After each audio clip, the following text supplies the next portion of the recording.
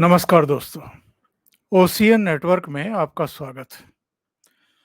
आपने फिल्मों में क्लाइमैक्स, एंटी क्लाइमैक्स ये शब्द सुने होंगे।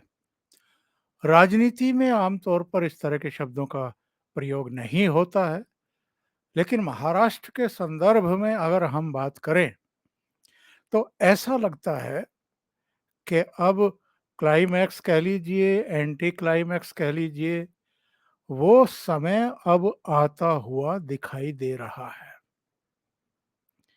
महाराष्ट्र की राजनीति में वो एक सॉन्ग है ना, बड़ा पुराना हिंदी फिल्मों का, क्या मिलिए ऐसे लोगों से जिनकी फितरत छुपी रहे, नकली चेहरा सामने आए, असली सूरत छुपी रहे। तो वो हाल अब बिल्कुल सामने आ गया है कि एक्चुअल में असल खेल चल क्या रहा है महाराष्ट्र की राजनीति में, एनसीपी की राजनीति में। और एनसीपी की राजनीति की जब हम बात करते हैं, तो फिर पवार का कुनबा है, और पवार का कुनबा कब कब किस किस के साथ जाता रहा और वापस हटता रहा। अतीत में शरद पवार ने खुद किन किन के साथ धोखा किया है, दगा किया है, और जब जब धोखे किए हैं तो मराठी मीडिया और दिल्ली में भी मीडिया का एक पार्ट ऐसा है जो उनको चाणक्य बता करके उनकी प्रशस्ति करता रहा है। वसंतदादा पाटिल की सरकार गिराने वाली घटना रही हो 1978 की, या उसके बाद भी कांग्रेस पार्टी को तोड़ करके अपनी एनसीपी का गठन करने का मामला रहा हो, भारतीय जनता पार्टी के साथ खेल करने का मामला रहा हो। 2014 में जो हुआ था, भारतीय जनता पार्टी की करीब 123 सीटें आई थी, और उस समय उद्धव ठाकरे के साथ उनकी कुछ खास बन नहीं रही थी, बल्कि दोनों ने अलग-अलग चुनाव लड़ा था। लोकसभा का चुनाव साथ लड़ा, लेकिन विधानसभा सीटों के बँटवारे को लेकर के विवाद हुआ और दोनों ने अलग-अलग लड़ा। उसके बाद शिवसेना को भारतीय जनता पार्टी से दूर करने के लिए, या दोनों का गठबंधन तोड़ने के लिए, शरद पवार ने बिना शर्त देवेंद्र फडणवीस के नेतृत्व में बनी सरकार को समर्थन दे दिया था। और उसके बाद फिर भारतीय जनता पार्टी के साथ क्या किया 2019 में। और अगर हाल की बात करें, 2014 की घटना की ले लीजिए, जब शिवसेना के साथ इन्होंने एक तरीके से राजनीतिक घात किया था, उसको बीजेपी से अलग करने का षड्यंत्र रचा था। और 2019 में भी और 2017 में भी, जैसा कि उनके भतीजे अजीत पवार बता चुके हैं, लगातार शरद पवार की तरफ से ये कोशिश हुई थी कि भारतीय जनता पार्टी के साथ अगर सौदा पट जाए, तो फिर वो ये जो आजकल घमंडिया गठबंधन जिसको प्रधानमंत्री कहते हैं और बीजेपी के प्रवक्ता कहते हैं, तो वो इनका साथ भी छोड़ने को तैयार थे। पहले यूपीए सोनिया गांधी के नेतृत्व में उसको भी छोड़ने को तैयार थे, और अब जब ये घमंडिया गठबंधन बन गया है, जिसकी 2 बैठकें पटना और बेंगलुरु में हो चुकी हैं, और तीसरी अब 31 दिसंबर को मुंबई में होने वाली है, 1 सितंबर को मुंबई में होने वाली है, इसको भी छोड़ने के बारे में शरद पवार सोच रहे हैं।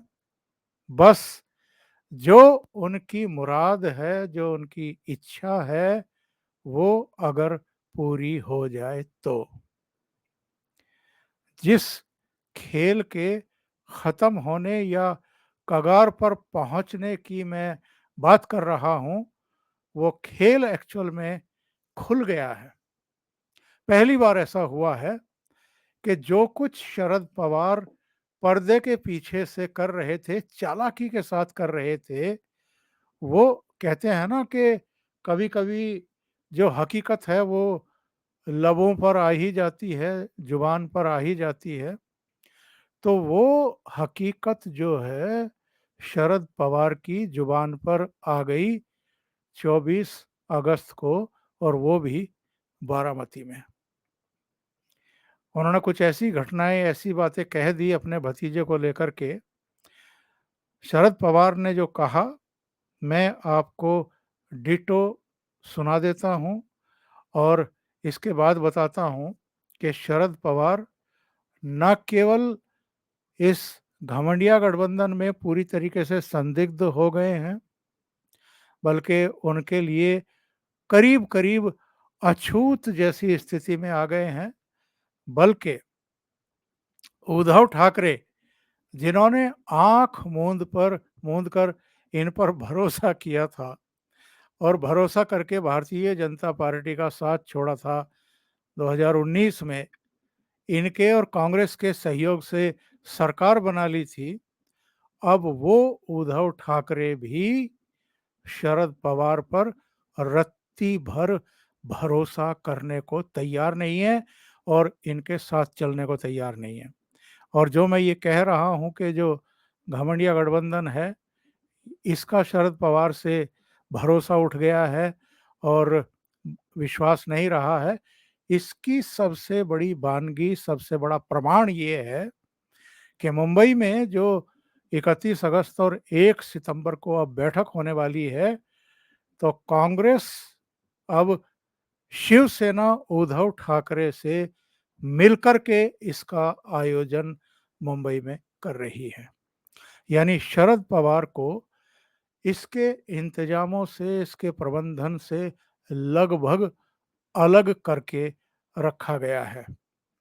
जब ये बैठक होगी, उस समय शरद पवार से क्या-क्या प्रश्न पूछे जाएंगे, बल्कि इस बैठक से पहले ही प्रश्न पूछे जा रहे हैं। बहुत सारी बातें हैं जो अब शरद पवार को संदिग्ध कर चुकी हैं। सबसे पहली तो ये कि जब ये पटना बैठक से मुंबई लौटे थे, तो इन्होंने अपनी पार्टी के वरिष्ठ नेताओं से कहा था कि 2024 में भी मोदी ही प्रधानमंत्री बनने जा रहे हैं, उनकी ही वापसी होने जा रही है।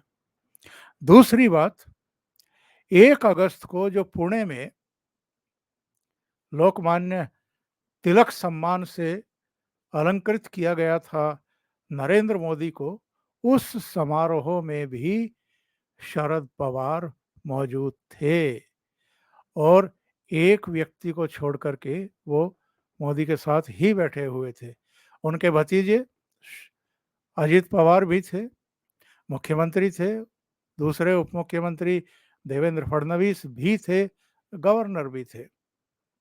और उस समारोह में शरद पवार ने डायरेक्ट इनडायरेक्ट वे में प्रधानमंत्री नरेंद्र मोदी की प्रशंसा ही की थी। अब कहने को तो अजित पवार ने अपने चाचा को झटका देते हुए उनकी पार्टी के 2/3 एमएलए तोड़ करके एकनाथ शिंदे की सरकार में शामिल होने का ऐलान किया था।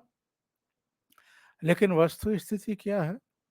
शपथ ग्रहण के अगले दिन ही वो सिल्वर ओक पहुंच गए थे, जो शरद पवार का आवास है। तब कहा गया कि चाची का ऑपरेशन हुआ है, इसलिए उनकी कुशल क्षेम पूछने के लिए गए हैं। लेकिन उसके बाद ये पुणे वाला, ये दोनों तो ऐसे कार्यक्रम थे या ऐसी मुलाकातें थी जिनका सबको पता था। लेकिन इनके अलावा भी अब तक शरद पवार और अजित पवार के बीच 3 और मुलाकातें हो चुकी हैं। इनमें एक बार जो मंत्री पद की शपथ लेने वाले थे वो प्रफुल्ल पटेल, छगन भुजबल वगैरह ये सब चौहान सेंटर गए थे उनसे आशीर्वाद लेने के लिए, पैर छू कर के। और मीडिया में चला गया कि उन्होंने पार्टी तोड़ने के फैसले को लेकर के जो है उनसे माफ़ी भी मांगी है। एक बार सारे एमएलए, 30 से अधिक एमएलए, वो अजित पवार के साथ, प्रफुल्ल पटेल के साथ शरद पवार से मिलने गए थे। एक मुलाकात अभी पुणे में ही एक उद्यमी के यहाँ, उद्योगपति के यहाँ हुई और जिसका बाद में मीडिया को पता चल गया, उसका खुलासा हो गया। तो पहले चाचा निकल गए, उसके 2 घंटे बाद फिर अजित पवार निकल गए। और ऐसे में शरद पवार का बारामती में ये बयान आना कि साहब अजित पवार की जो बगावत है ये लोकतांत्रिक है और एनसीपी में कोई फूट नहीं है। और इसके अलावा ये कहना कि दोनों में यानी अजित पवार और शरद पवार में कोई मतभेद नहीं है और अजित पवार हमारे नेता हैं, एनसीपी में कोई विभाजन नहीं है, किसी पार्टी में फूट कैसे पड़ती है? ऐसा तब होता है जब राष्ट्रीय स्तर पर कोई बड़ा समूह पार्टी से अलग हो जाता है, लेकिन एनसीपी में ऐसी कोई स्थिति नहीं है। हाँ, कुछ नेताओं ने अलग रुख अपनाया है, लेकिन इसे फूट नहीं कहा जा सकता। वे लोकतंत्र में ऐसा कर सकते हैं। और मज़ेदार बात ये है कि अजित पवार ज़रूर एनसीपी पर दावा करते हुए चुनाव आयोग पहुंचे हैं और खुद को राष्ट्रीय अध्यक्ष उन्होंने घोषित किया है, पर शरद पवार ने अभी तक भी भतीजे के खिलाफ कोई कार्रवाई नहीं की है। सबसे चौंकाने वाली बात क्या है, इधर जो कुछ शरद पवार कह रहे हैं कि पार्टी में कोई टूट नहीं है और अजित पवार हमारे नेता हैं, यही जवान अब शरद पवार की बेटी सुप्रिया सुले और जो उनके पोते हैं दूसरे भाई के बेटे, वो भी रोहित पवार भी यही जबान बोलना शुरू कर चुके हैं। इसको लेकर के इतना बड़ा कंफ्यूजन इस समय इस घमंडिया गठबंधन में, और जो इनका एमवीए गठबंधन मूलतः महाराष्ट्र की राजनीति को लेकर के, जिसमें एनसीपी, कांग्रेस और शिवसेना उद्धव गुट शामिल हैं, इन सबके बीच में पैदा हो गया है जिसका कोई ठिकाना नहीं है, जिसका कोई और छोर नहीं है। अब तो जो सो कॉल्ड नेशनल मीडिया के विभिन्न चैनलों पर महाराष्ट्र को लेकर के और इस घमंडिया गठबंधन को लेकर के चर्चाएं होती हैं, भारतीय जनता पार्टी के प्रवक्ता होते हैं उधर, कुछ कोई एनसीपी का, कोई कांग्रेस का, कोई शिवसेना उद्धव गुट का या दूसरे दलों के होते हैं, तो वहां भी ये सवाल खड़े होने लगे हैं। प्रमोद कृष्णन को तो मैं ही सुन रहा था एक चैनल पर, जिसमें वो कह रहे थे कि पवार साहब को अपनी स्थिति के बारे में स्पष्टीकरण देना चाहिए। वो कहाँ हैं, किसके साथ हैं? और ये सवाल इसलिए खड़े हो रहे हैं कि कहीं अजित पवार को सरकार में शामिल कराने का फैसला शरद पवार का तो नहीं है, क्योंकि जो अजित पवार ने खुलासे किए थे, जो छगन भुजबल ने खुलासे किए थे, जो प्रफुल्ल पटेल ने धमकी दी थी कि मुझे भी एक किताब लिखनी पड़ेगी, उसके आलोक में अगर हम देखें तो पता ये चलता है कि बार बार शरद पवार ने ही अपने भतीजे को और दूसरे नेताओं को इस बात के लिए अधिकृत किया था कि जाइए भारतीय जनता पार्टी के नेतृत्व से बातचीत करिए और सरकार में शामिल होने की संभावना तलाश करिए।